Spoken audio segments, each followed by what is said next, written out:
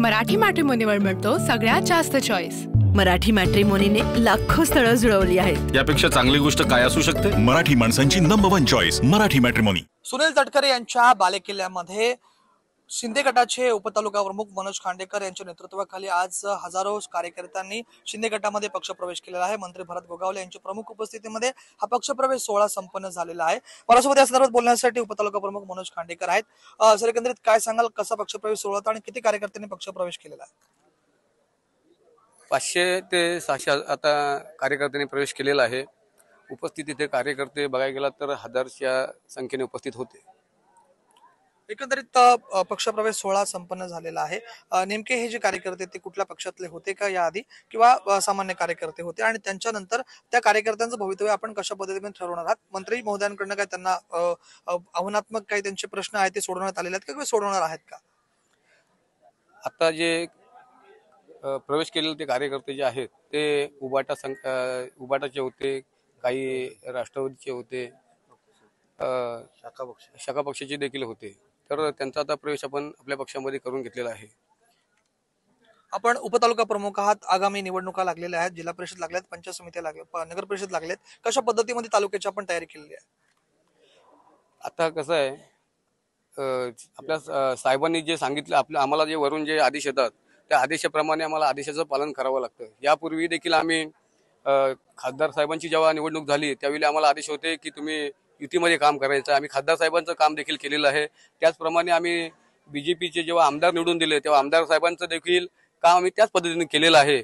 आणि आता या कार्यकर्त्यांच्या निवडणुका आलेल्या आहेत आणि आमदार साहेबांनी आम्हाला स्ट्रिक्टली सांगितलं आहे की तुमच्या ज्या निवडणुका आहेत ह्या कार्यकर्त्यांच्या निवडणुका आहेत। आता आमच्या निवडणुका झालेल्या आहेत, या ज्या कार्यकर्त्यांच्या निवडणुका आहेत, ह्या ज्या निवडणुका आहेत, ह्या जर तुमच्या बलावर जर होत असतील, तुमच्या युतीमध्ये होत असतील, तर खालच्या पद्धतीने जर होत असतील तर तुम्ही करा, युत्या करा, काही करा, आमचा काही प्रॉब्लेम नाही, कारण आमची निवडणुका झालेल्या आहेत।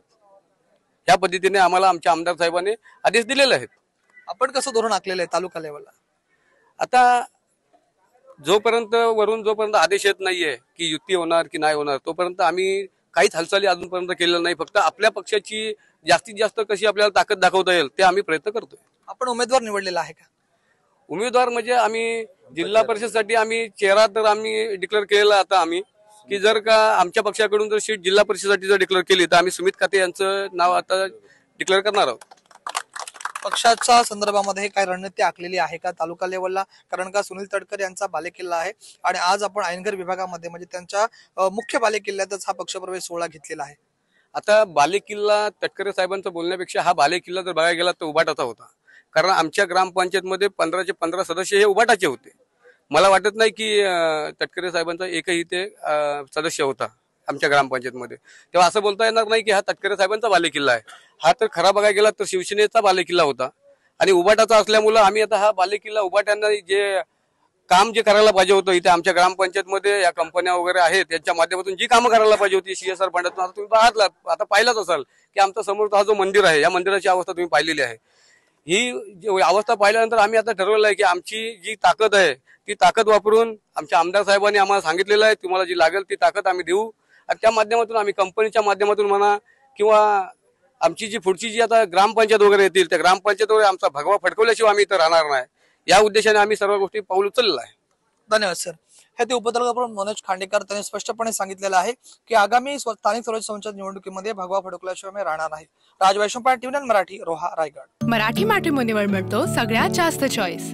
मराठी मॅट्रिमोनीने लाखो स्थळं जुळवली आहेत। यापेक्षा चांगली गोष्ट काय असू शकते? मराठी माणसांची नंबर 1 चॉईस मराठी मॅट्रिमोनी।